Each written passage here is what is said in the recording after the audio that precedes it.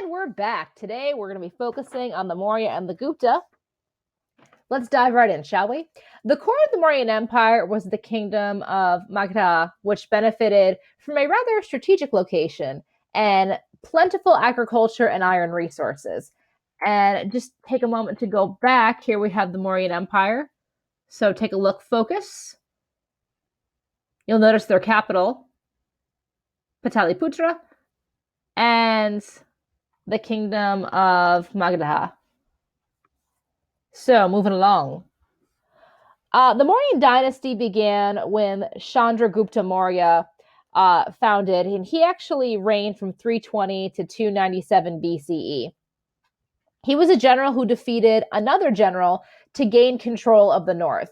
And Chandragupta expanded it along with his successors. His grandson was actually the most famous ruler, Ashoka. And the empire expanded until it included almost the entire subcontinent of it, almost all of what would be modern day India.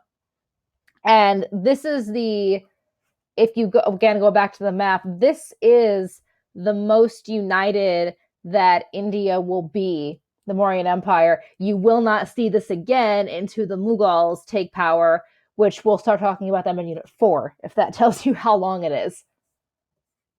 And we're back.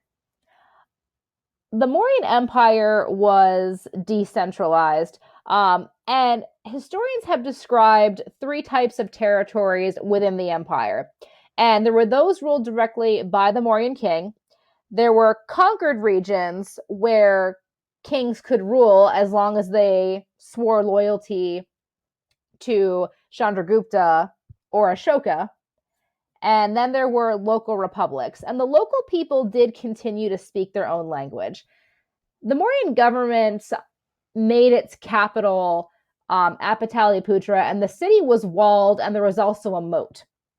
The imperial establishment had a large army, and they were a trained army. That was their job. They were supported by a 25% tax on the agricultural products of the empire, and also by state monopolies on mines, shipbuilding, and armaments. The most famous, like I said before, was Ashoka. And Ashoka is so famous because he made Buddhism the state religion in India. And by using Buddhism for social and political unity, he was able to really solidify his rule of the empire. Under Ashoka, Buddhism became the most influential religion in India. And Ashoka supported Buddhism by following its teachings and making donations to various monasteries and nunneries, but he himself did not become a monk. And because of trade in the Mauryan Empire, you saw the map, the Silk Road runs right along. Buddhism was able to spread across Asia.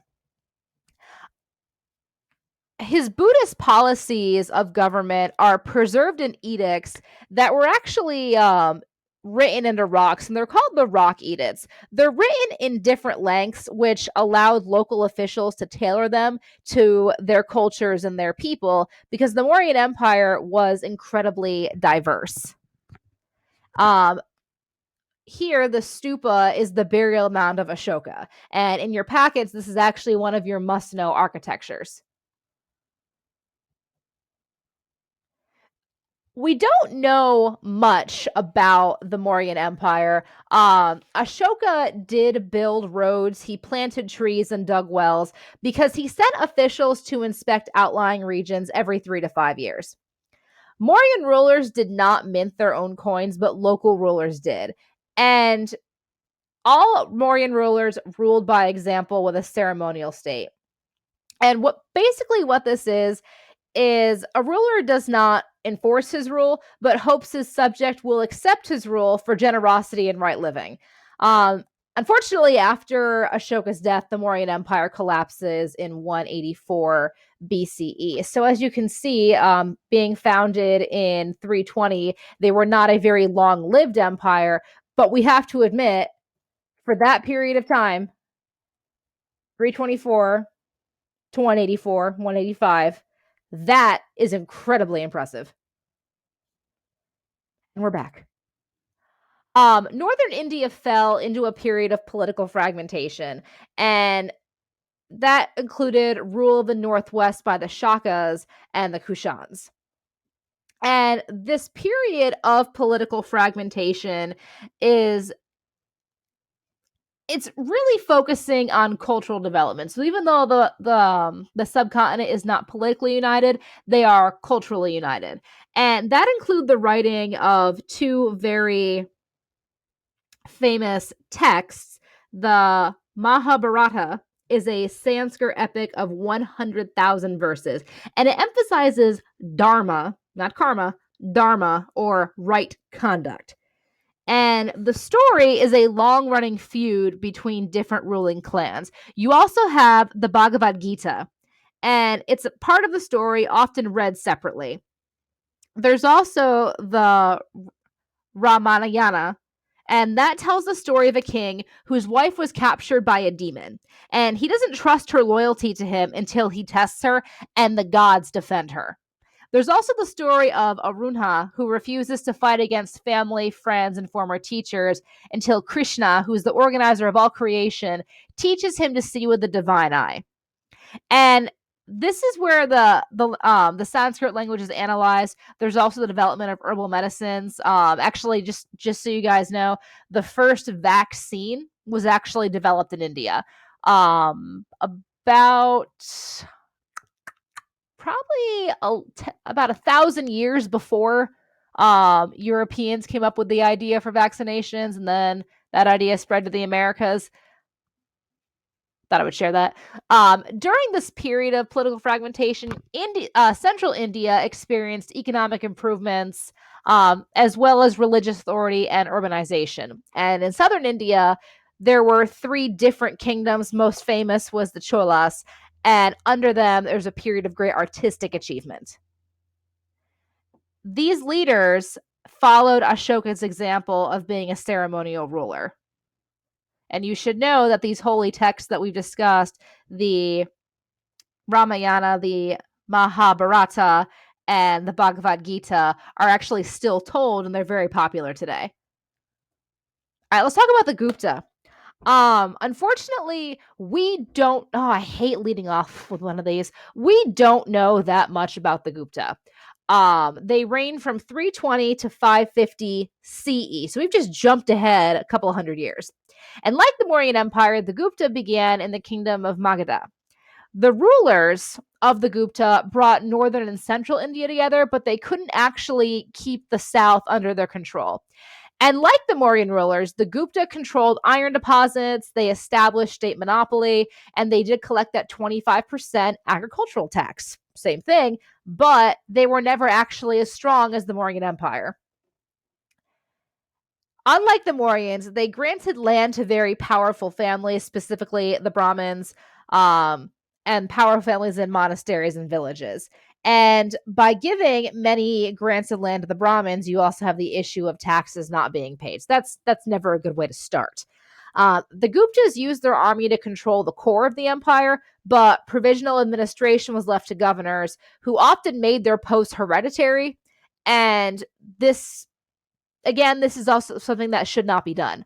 The only nice thing is that the governors were actually able to get to know their subjects. But that being said, because it's a hereditary position, they can pretty much do whatever they want and get away with it. Because the Gupta didn't have a sufficient military force, because again, it's at the core of the empire, they exercised their power with a tactic called the theater state. And basically what that means is they take luxury goods from trade and they redistribute them to the dependents with elaborate ceremonies in return for gifts and other favors. Basically, they're buying their loyalty from their subjects, which is probably another reason why they lasted for 230 years. We don't have a lot of data on them, very little archaeological data, and few contemporary accounts. So here's what we do know, though, about Guptan society and culture. We know the court supported mathematics and astronomy, and the Gupta mathematicians invented the Arabic numerals and the concept of zero, which is pretty awesome because the concept of zero, Arabic numerals that are still used today, I mean, that's one of the foundations of math is the concept of zero. The Gupta rulers also supported literary endeavors and achievements. Funan, he was a Chinese monk, described his journey through Gupta India. But during the Gupta period, women lost rights to inherit land and own property. And I told you guys before in the first podcast in this series, don't forget that in the Vedic faith, women could participate and they could read religious lore. In the Gupta, they can't do that. They can't own property. They can't partake in the rituals. And they are treated like the lowest class, which are the Shudra, the peasants.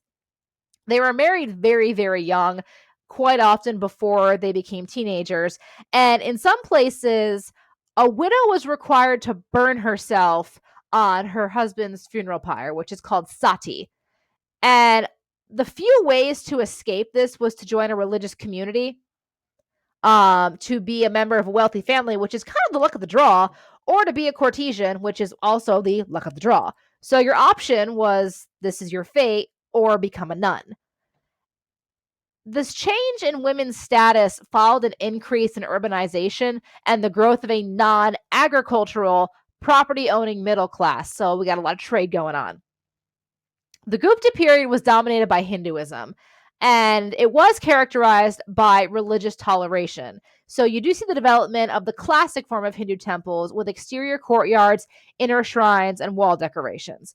But the Gupta period saw the Brahmins regain power, influence, and wealth. And again, trade. Gupta India was linked to the outside world by extensive trade networks. But like all good things must come to an end, the Gupta Empire collapsed under financial burden of defense against the Huns. And the state of India falls into a period of political turmoil. There's numerous small kingdoms that do rise and fall. Again, we're back to the Cholas. After the decline of the Gupta, elements of North Indian culture spread into the south, especially religion and the caste system. All right, so we're going to dive into Southeast Asia. We're almost done, guys, so just hang in there. Talking 50 to 1025 CE. And I want you to pay special attention to these regions here. Focus, focus, focus. All right. Southeast Asia. 3 distinct geographical zones. You've got the Indochina mainland, the Malay Peninsula, and the islands. And this area is between India and China, so it's been strongly influenced by both. And there's plenty of natural resources, specifically monsoon rains, which allow for several growing seasons a year. So a very large population, but also the monsoon rains allow for, that's right, Indian Ocean trade, guys. Which is also what these empires are built on. Let's talk about the early civilizations. Early inhabitants practiced swidden agriculture, aka slash and burn, and domesticated important crops and animals, especially rice. That's very important. But also soybeans, sugar, chicken, and pigs. Southeast Asia received waves of migrations of Malay peoples from southern China.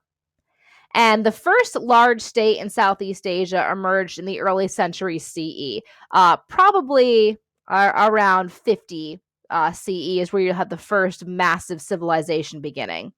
Southeast Asian kingdoms incorporated what they found useful from Indian models of bureaucracy and cultural beliefs, specifically Hinduism and Buddhism. Their location make them an ideal trading spot. They're a crossroad for trade and travel between India and China. So many goods are coming in, and the first major state is Funan, which thrives between the 1st to the 6th centuries CE. Sorry, I should say CE, not BCE. In fact, I'm going to fix that because it's bothering me. Boom. Done. And we're fixed, and we're back, and we're live. Okay. Funan thrived because it was a great location. It was the perfect port area. New trade routes passed through. As you can see, Funan is right here. And I don't know what happened here. That's the joy of translating things from PowerPoint to Google Slides. It doesn't always work, doesn't always show up when I edit it, but it does when I present it. Unfortunately, Funan collapses because Srivijaya rose. They're located on Sumatra. They dominated new southern trade routes through the Strait of Malacca.